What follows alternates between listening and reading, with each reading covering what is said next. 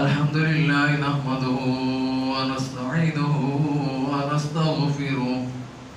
ونستغفره ونؤمن به ونتوكل عليه ونعوذ بالله من شرور أنفسنا ومن سيئات أعمالنا من يهده الله فلا مضل له ومن يضلل فلا هادي له ونشهد أن لا إله إلا الله وحده لا شريك له ونشهد أن سيدنا وسندنا وشفيعنا وحبيبنا ومولانا محمدا عبده ورسوله صلى الله عليه وعلى آله وصحابه وسلم تسليما كثيرا كثيرا أما بعد فأعوذ بالله من الشيطان الرجيم بسم الله الرحمن الرحيم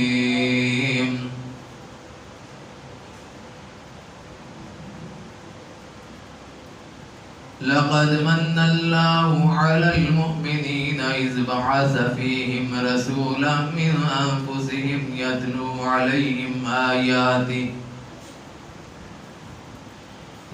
عليهم آياتك ويعلمهم الكتاب والحكمة ويزكيهم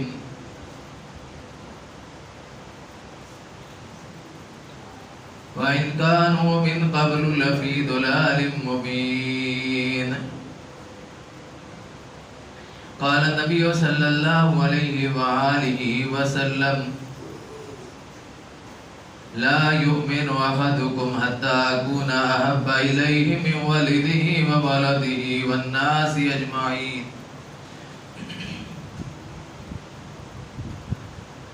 إن الله وملائكته يصلون على النبي يا أيها الذين آمنوا صلوا عليه وسلموا تسليما. اللهم صل على محمد وعلى آل محمد كما صليت على إبراهيم وعلى آل إبراهيم إنك حميد مجيد. اللهم بارك على محمد وعلى آل محمد كما باركت على إبراهيم وعلى آل إبراهيم إنك حميد مجيد. سارے جگ وچ ہوئی روشنائی تے مکے وچ چن چڑھیا اے رحمت نرم جملائی تے مکے وچ چن چڑھیا جنے بت وچ کعبے دے موجود ہن سونے کر دیتے سارے ہی نابود ہن گل حدیثاں دے اندر ہے آئی تے مکے وچ چن چڑھیا سارے جگ وچ ہوئی روشنائی تے مکے وچ چن چڑھیا چن آمنہ دی چولی وچ پا لیا میں تو ستے نصیباں نوں جگا لیا آکھے ہن ہس کے حلیمہ دائی تے مکے وچ چن چڑھیا سارے جگ وچ ہوئی روشنائی تے مکے وچ چن چڑھیا. حضرات گرامی درود شریف پر پڑھ لو اللہم صلی علی سیدنا و مولانا محمد وعلی آل سیدنا و مولانا محمد وبارک وسلم. السلام علیکم ورحمۃ اللہ وبرکاتہ. حضرات ربیع الاول کا مہینہ ہے. حضور نبی کریم صلی اللہ علیہ وآلہ وسلم کی پیدائش کا مہینہ ہے، ولادت کا مہینہ ہے، اور یہی مہینہ حضور صلی اللہ علیہ وآلہ وسلم کی وفات کا مہینہ بھی ہے. بعض روایات کے مطابق حضور صلی اللہ علیہ وآلہ وسلم کی پیدائش 8 ربیع الاول کو ہی، بعض روایات کے مطابق 9 ربیع الاول کو حضور صلی اللہ علیہ وآلہ وسلم کی پیدائش ہوئی، اور بعض روایات میں 12 ربیع الاول ہے. عام طور پر لوگ 12 ربیع الاول کو ہی حضور صلی اللہ علیہ وآلہ وسلم کا دن تصور کرتے ہیں. پیدائش کے بارے میں اختلاف ہے کہ حضور صلی اللہ علیہ وآلہ وسلم کی پیدائش مختلف تاریخوں کو ہوئی ہے، یعنی 17 ربیع الاول، 19 ربیع الاول، 22، 21 ربیع الاول تک کی بھی تاریخیں بعض جگہ تھی. کیونکہ اس وقت کسی کو حساب لگانے کی ضرورت ہی نہیں تھی. لوگوں کو کیا پڑی تھی کہ لوگ اس دن کو معلوم کرنے کی کوشش کرتے. کسی صحابی نے حضور صلی اللہ علیہ وآلہ وسلم سے نہیں پوچھا کہ یا رسول اللہ صلی اللہ علیہ وسلم آپ کی پیدائش کا دن کیا ہے. دن تو معلوم تھا, تاریخ نہیں پوچھی کہ تاریخ کیا ہے, انگریزی تاریخ کیا ہے یا اسلامی تاریخ کیا ہے. حضرت عمر رضی اللہ عنہ کے دور میں بھی آیا جنہوں نے سنہ ہجری ایجاد کیا تھا, انہوں نے بھی نہیں اس کا تذکرہ اس کا کیا. صحابہ میں اس کا تذکرہ ہوتا ہی نہیں تھا. زیادہ تر کس بات کا تذکرہ ہوتا تھا کہ حضور صلی اللہ علیہ وآلہ وسلم کے اعمال کیسے ہیں, ان سنت اعمال کو زیادہ سے زیادہ ہم اپنائیں اور اپنی آخرت کو بنائیں. اس بات کا تذکرہ صحابہ کے اندر ہوتا تھا. صحابہ کرام رضوان اللہ تعالی علیہم اجمعین آپ صلی اللہ علیہ وسلم سے کبھی یہ نہیں پوچھتے تھے, لیکن آپ صلی اللہ علیہ وسلم نے خود بتایا اس موقع پر جب آپ صلی اللہ علیہ وسلم روزہ سے تھے. جمعرات کا روزہ آپ صلی اللہ علیہ وسلم رکھتے تھے باقاعدگی کے ساتھ, سوموار کا روزہ رکھتے تھے باقاعدگی کے ساتھ. آپ صلی اللہ علیہ وسلم سے صحابہ نے پوچھا کہ یا رسول اللہ صلی اللہ علیہ وسلم یہ آپ روزے جو رکھتے ہیں جمعرات اور سوموار کا روزہ, تو اس کا کیا مطلب ہے کہ اس کا کیا مفہوم ہے؟ آپ صلی اللہ علیہ وسلم نے فرمایا کہ جمعرات کے دن انسان کے اعمال اللہ کے سامنے پیش ہوتے ہیں, اور میں روزہ اس لیے رکھتا ہوں کہ جب میرے اعمال اللہ کے سامنے پیش ہوں تو میں روزے سے ہوں. روزے کی حالت میں ہوں جب میرے اعمال اللہ کے سامنے پیش کیے جائیں. یا رسول اللہ صلی اللہ علیہ وسلم سوموار کے دن آپ کیوں روزہ رکھتے ہیں؟ فرمایا سوموار کے دن میں اس لیے روزہ رکھتا ہوں کہ سوموار کا دن میری پیدائش کا دن ہے. اس دن میں پیدا ہوا تو میں کیا کرتا ہوں؟ روزہ رکھتا ہوں. چاول کی دیگیں نہیں پکاتا یا نہیں کھاتا, یا چاولوں کی دیگوں کے گرد نہیں میں چکر لگاتا, ان کا طواف نہیں میں کرتا. میں کیا کرتا ہوں؟ میں روزہ رکھتا ہوں. حضور روزہ رکھتے ہیں. آج سے ہمارے کو آپ بھی اگر حضور صلی اللہ علیہ وسلم سے محبت کرتے ہیں اور زیادہ عشق رکھتے ہیں اور زیادہ عاشق ہیں تو آپ بھی آج سوموار کو روزہ رکھا کریں, کیونکہ حضور صلی اللہ علیہ وسلم خود بتا رہے ہیں کہ میری پیدائش کا دن سوموار کا دن ہے, اس خوشی میں میں روزہ رکھتا ہوں, اس خوشی میں میں روزہ رکھتا ہوں. اب حضور صلی اللہ علیہ وسلم نے یہ بات فرمائی, اور پھر 12 ربیع الاول تو سال کے بعد آئے گا, پتہ نہیں زندگی بھی نصیب ہوگی کہ نہیں ہوگی. ہر سوموار کے دن ہیپی برتھ ڈے منانا چاہیے. ہر سوموار کے دن پورا سال تیاری کرنے میں لگتا ہے, ہزاروں لاکھوں روپے اکٹھے کرتے ہیں بیچارے, اور پھر 12 ربیع الاول کو نکل آتے ہیں جیسا یہ سنت رسول ہے. حضور کی سنت کیا ہے, ہم نے کیا کرنا شروع کر دیا. پھر ظالموں نے یہ کام کرنا شروع کر دیا کہ دوسروں کو مسلمان نہیں سمجھتے, کہتے ہیں کافر ہیں. ابلیس کون تھا؟ مسلمان تھا. سوائے ابلیس کے جہاں میں سبھی تو خوشیاں منا رہے ہیں. صحابہ کرام نے یہ خوشیاں نہیں منائی. ان کے بارے میں آپ کا کیا خیال ہے؟ حضور صلی اللہ علیہ وسلم نے اپنی زندگی کے 63 سال جو گزارے, 63 سالوں میں حضور صلی اللہ علیہ وآلہ وسلم نے ایک مرتبہ بھی نہیں کہا او یارو آؤ بیٹھ کر برتھ ڈے منائیں, آج میرا برتھ ڈے ہے. کسی کو بھی نہیں کہا حضور صلی اللہ علیہ وسلم نے. نہیں معلوم کسی جگہ سے بھی, کوئی مائی کا اعلان قیامت کسی کو تک نہیں معلوم کر سکتا کہ حضور نے یہ بات کہی ہو کہ آؤ یارو میرا برتھ ڈے ہے, آج برتھ ڈے منائیں. کوئی بھی نہیں ثابت کر سکتا کہ حضور صلی اللہ علیہ وآلہ وسلم کے بعد حضرت صدیق اکبر رضی اللہ تعالیٰ عنہ کے دور حکومت میں جو ربیع الاول کا مہینہ 2 مرتبہ آیا تو انہوں نے کہا ہو کہ بھائی ہم حضور صلی اللہ علیہ وسلم عشق رکھتے ہیں, محبت رکھتے ہیں, ہمیں اللہ کے نبی صلی اللہ علیہ وسلم بہت پیار ہے, بڑی قربانیاں دی ہیں, خون کے دریا پائے ہیں, جانوں کے نذرانے پیش کیے ہیں, اولادیں قربان کی ہیں, بیوی بچے قربان کیے ہیں, گھر بار چھوڑے ہیں. آؤ یارو آج بیٹھ کر اس نبی کا جشن منائیں, اس نبی کی پیدائش کا جشن منائیں. کوئی نہیں ثابت کر سکتا کہ ابوبکر نے یہ بات کہی ہو, کوئی نہیں ثابت کر سکتا عمر فاروق رضی اللہ عنہ نے یہ بات کہی ہو, کسی جگہ سے نہیں کوئی ثابت کر سکتا کہ انہوں نے کہا ہو کہ دوستو اور نبی کے یارو, نبی کے صحابہ, نبی کے ساتھ محبت کرنے والوں, نبی کی عاشقوں, آؤ آج 12 ربیع الاول ہے, آج ہم میلاد منائیں, نبی کی روح کو خوش کریں, نبی کو خوش کریں. ہمارے اس عمل سے نبی بہت خوش ہوں گے. بڑی قربانیاں دیں نبی کی خاطر, یہ قربانی بھی دے لو کہ آج جشن منا لو اور آج چاول کھا لو, یہ بھی آج قربانی دے لو. انہوں نے یہ قربانی کوئی نہیں ثابت کر سکتا کہ عمر فاروق رضی اللہ عنہ نے کہا.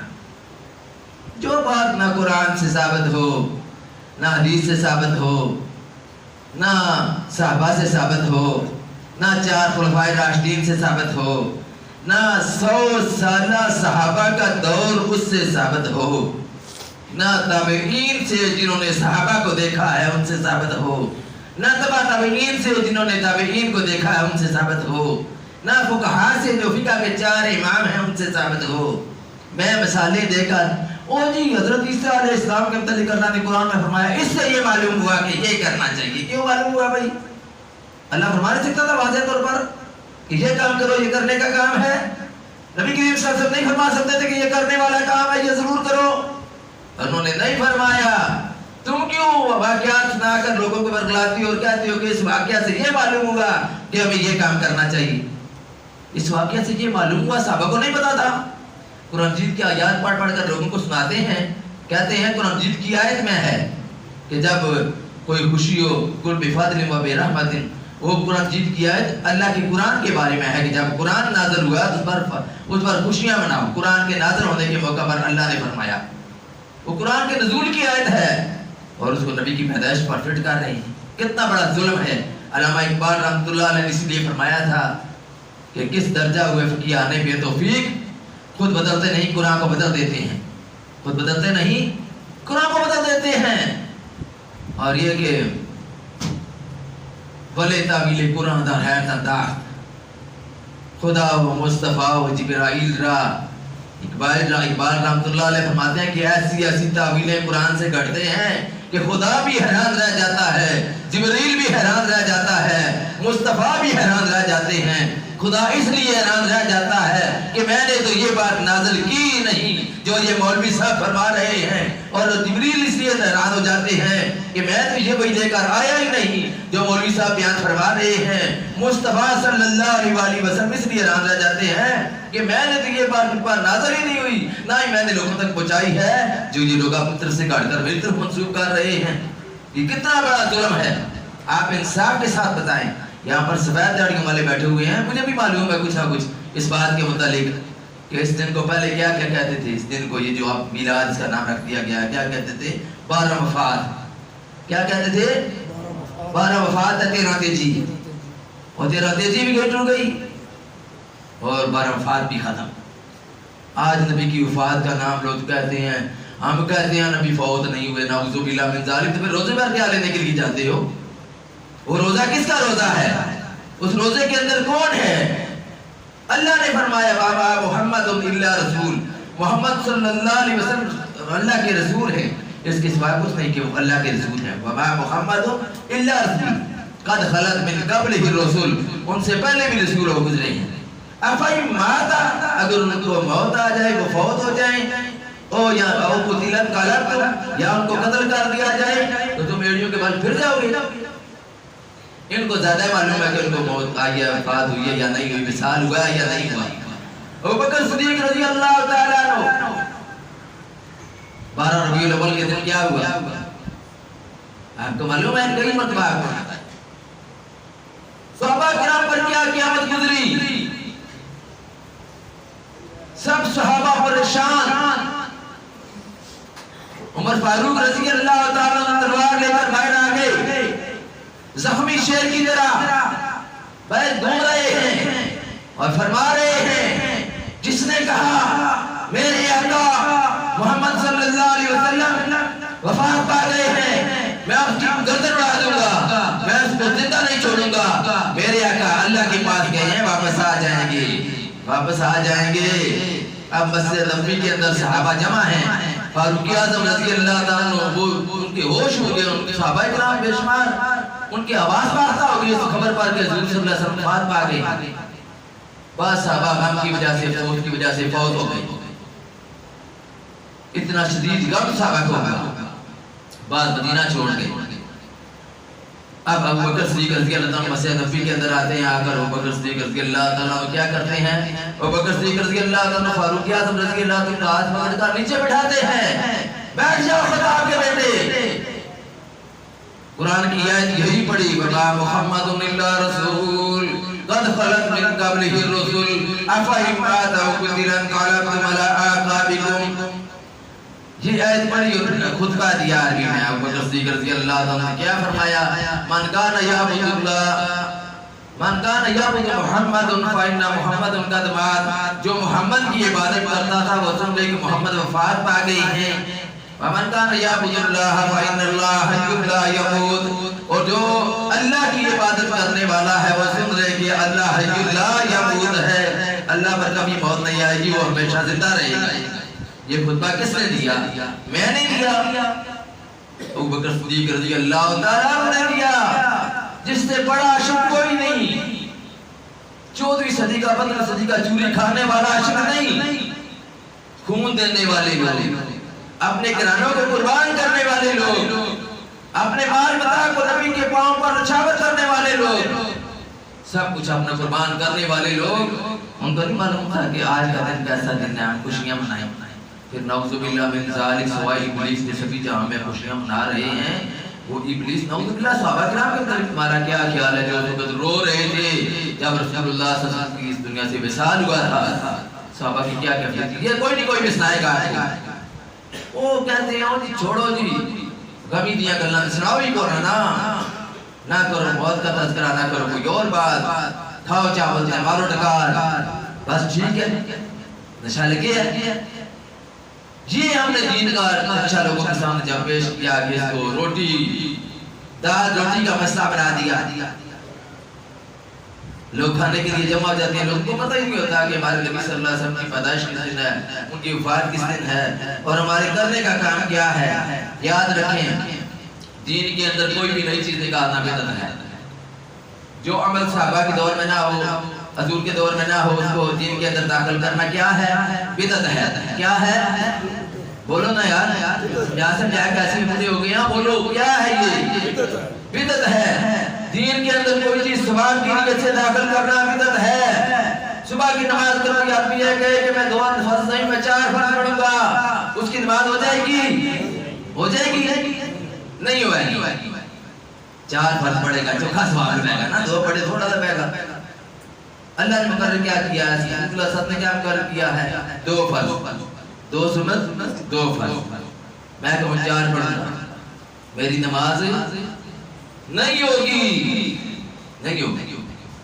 کہتے ہیں جو سپیکر بھی آئے مسئلہ بھی پکنے ہوگی مسئلہ میں کچھ آئیاں اور لوگاں مسائل مول بھی پھر لیا مسائل آئیاں شرم نکالا شرم ڈوکے مار جانا چاہیے نبی نے چاہیے تو مول بھی چاہیے کیوں قرآن دیا ہے کہ حدیث پیش کرے نبی کیوں مسائلہ دیا ہے سپیکر آگے تھا مسئلہ آگے تھا دنیا مسائلہ دے گا لوگوں نے مرغلاب ہے یہ کون سا طریقہ کار ہے مولوی صاحب کو چاہیے قرآن کی آیت پیش کر کے حدیث پیش کر کے فقہ کا مسئلہ پیش کر کے لوگوں کے سامنے پیش کریں کہ بھائی یہ واضح طور پر بالکل صاف بالکل شفاف یہ مسئلہ موجود ہے صحابہ نے یہ عمل کیا ہے جو ہم کر رہے ہیں موٹر سائیکلوں سے سنسر نکال کر اور اس کو چلانا لوگوں کی نیندوں کو آرام کرنا بیماروں کو اذیت دینا تکلیفیں دینا راستے بند کرنا اور پھر نقلی جعلی روزہ رسول بنا کر اس کی زیارت کرنا پھر جعلی نقلی کعبے بنانا یہ نعوذ باللہ من ذالک گستاخی نہیں ہے اصلی ہمارے پاس موجود ہے جہنیت چیز موجود آپ کے ساتھ کوئی ایسا نہیں کرے اصل ہے نقل ہے اصلی مال پیش کرو اگر آپ کے پاس صحیح مال نہیں ہے تو آپ خاموش ہو کر بیٹھ لیکن یہ کہنا کہ جی شور بچانا کہ ہم بڑے محبت کرنے والے یہ بھی بالکل غلط ہے حضور صلی اللہ علیہ وسلم کے ساتھ ایک آدمی صحابہ گئے آپ سسن گھر پر موجود نہیں تھے 3 صحابہ گئے یہ بڑی مضبوط حدیث ہے بڑی پکی حدیث ہے کوئی اس کا انکار نہیں کر سکتا جو نہ مانے اس چیز کو بدعت اور شرک کے جو نہ ماننے والا ہے جو کہے کہ یہ بدعت نہیں ہے یہ ہے وہ بھی مانے گا کہ یہ حدیث ہے حضور صلی اللہ علیہ وسلم کے 3 صحابہ گئے حضور صلی اللہ علیہ وسلم کے گھر جا کر کہا کیا آپ گھر میں نہیں تھے آپ بیویوں سے معلوم کیا اللہ کے نبی صلی اللہ علیہ وسلم کے کیا معاملات ہیں بیویوں نے بتایا کہ حضور صلی اللہ علیہ وسلم روزے بھی رکھتے ہیں نہیں بھی رکھتے آپ سے شادی بھی کیا ہے نہیں بھی شادی بھی کی ہے آپ کے بال بچے بھی ہیں آپ سب راتوں کو جا کر نماز بھی پڑھتے ہیں راتوں کو سوتے بھی ہیں یہ جب 3 اعمال بیویوں نے بتائے تو ان 3 صحابہ نے وہاں پر کھڑے کھڑے فیصلہ کر لیا ان کے سامنے بیویوں کے سامنے ایک نے کہا میں ہمیشہ روزے رکھوں گا ہمیشہ پورا سال پوری زندگی روزے رکھوں گا. دوسرے نے کہا میں ہمیشہ ہر رات جاگ کر عبادت کروں گا, سوؤں گا نہیں, جاگ کر عبادت کروں گا. تیسرے نے کہا میں شادی بیاہ نہیں کروں گا, اسی طرح رہوں گا, اللہ اللہ کروں گا. یہ ضرورت ہے, آٹا لے آؤ جی, دال لے آؤ جی, سبزی لے آؤ جی, بس اپنا کام اللہ اللہ کا خیر صلی اللہ کو یاد کروں گا, اللہ کو یاد کروں گا. دنیا کے ساتھ کوئی رغبت نہیں رکھوں گا, شادی بیاہ کروں گا ہی نہیں.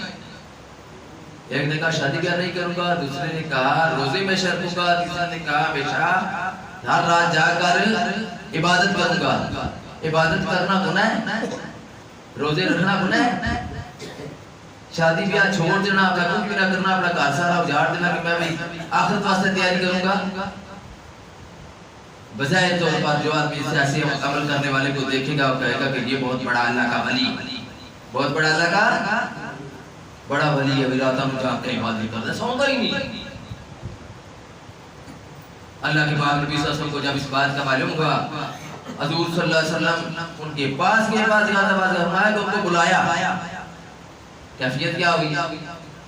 اللہ کے نبی صلی اللہ علیہ وسلم کیا ضرورت تھی, عبادت کرنے دیتے, ٹھیک ہے ابھی کرتے جاؤ, اللہ نے یاد کرنا ہے, اللہ نے یاد کرنا ہے نا. حدیث کا مفہوم ہے کہ حضور صلی اللہ علیہ وسلم کا چہرہ غصے کی وجہ سے اتنا سرخ ہو گیا کہ جیسے انار کے دانے چہرے پر نچوڑ دیے گئے, انار کے دانے جیسے نچوڑ دیے گئے, اس طرح سرخ چہرہ ہو گیا غصے. میں تم مجھ سے زیادہ متقی اور پرہیزگار بننا چاہتے ہو, زیادہ نیک بننا چاہتے ہو, حالانکہ میں اللہ کا نبی ہوں, میرے پاس اللہ کا علم ہے, میں نے تم کو سب کچھ بتا دیا ہے. میں روزے رکھتا بھی ہوں, نہیں بھی رکھتا, نفلی روزے, فرضی کا فرض نہ, میں نمازیں پڑھتا بھی ہوں, رات کو جا کر تہجد کی نماز بھی پڑھتا ہوں, سوتا بھی ہوں, میں نے شادی بیاہ بھی کیا ہے, میرے بال بچے میری بیوی ہیں. پھر آخر میں کیا فرمایا؟ فمن راغب عن سنتی فلیس منی, جس نے میرے طریقے سے منہ پھیرا, میری سنت سے منہ پھیرا, وہ مجھ میں سے نہیں ہے, وہ مجھ میں سے نہیں ہے. میرا طریقہ نہیں پسند ہے, میرا محبت ہے. وہ کیا کرنا چاہتے تھے, کوئی بیچاروں نے کوئی گستاخی تو نہیں کی تھی, کوئی مخالفت تو نہیں کی تھی نبی کے ارشاد کی, وہ تو آگے ہونا چاہتے تھے نیکیوں کے معاملے میں, ثواب کی نیت سے کر رہے تھے نا. حضور صلی اللہ علیہ وسلم نے فرمایا من احدث فی امرنا ھذا ما لیس منہ فہو رد, جس نے کوئی چیز ہمارے اس دین میں داخل کی جو اس میں نہیں ہے, فرمایا فہو رد, وہ رد ہے, وہ رد ہے. ترجمہ کرنے والوں نے اس کا مفہوم یہ بیان کیا کہ بعض کہتے ہیں کہ وہ آدمی بھی مردود ہے, وہ چیز بھی مردود ہے جو نبی سے ثابت ہی نہیں. اللہ نے فرما دیا تھا یوم اکملت لکم دینکم واتممت علیکم نعمتی ورضیت لکم الاسلام دینا, آج کے دن تمہارا دین مکمل ہو گیا ہے. حضور نے یہ آیت 9 ذی الحج کو پڑھی تھی, یوم عرفات میں پڑھی تھی, قرآن مجید کی آیت کہ آج کے دن تمہارا دین مکمل ہو گیا ہے. الیوم اکملت لکم دینکم واتممت علیکم نعمتی, اور تم پر میں نے اپنی نعمت مکمل کر دی ہے, اب دین ہو گیا مکمل. اس کا مطلب یہ ہوا کہ اس کے اندر کو نئی پنچر نہیں ٹھونکنی, یہ مسجد مکمل ہو گیا. اس کا مطلب یہ کہ اب مستری کو اب دیسی ٹرنی لے کر یہاں پر آنے کی ضرورت نہیں, مکمل ہے. دین جب مکمل ہو گیا تو اس کے اندر نئی نئی چیزیں داخل کرنا, اے پڑھنے کا ثواب ہے, اے پڑھنے کا ثواب. اور نبی نے جو دسیا ادھر کیوں نہیں موت پڑتی, وہ کیوں نہیں کرتے؟ نبی نے جو بتایا ہوا ہے کہ یہ کرو ثواب ہے, ہم کہتے ہیں یہ کرو ثواب ہے, ہم اپنے پاس سے یہ کرو ثواب ہے. کیسے ثواب ہوا؟ کس نے کہا ثواب ہے؟ نبی نے نہیں فرمایا ثواب ہے, رسول اللہ نے نہیں فرمایا ثواب ہے, اللہ نے نہیں فرمایا ثواب ہے. میں کوئی کام کرتا ہوں, یہ کام کرنا ثواب ہے, اسی کو تو بدعت کہتے ہیں. اپنی طرف سے کوئی نیا کام کرنا, صبح کے 2 فرض کی بجائے 4 فرض پڑھنا, کیا نا میں 4 فرض پڑھوں گا مجھے زیادہ ثواب ملے گا. روزے 30 یا 29 ہیں, رمضان کے میں 60 روزے رکھوں گا, مجھے زیادہ ثواب ملے گا. میں عید والے دن میں روزہ رکھوں گا, مجھے زیادہ ثواب ملے گا. ملے گا ثواب؟ نہیں ملے گا. بات بڑی لمبی ہو سکتی ہے اور بہت زیادہ باتیں بھی کرنے والی ہیں, ہمارے کو بہت تھوڑا ہے.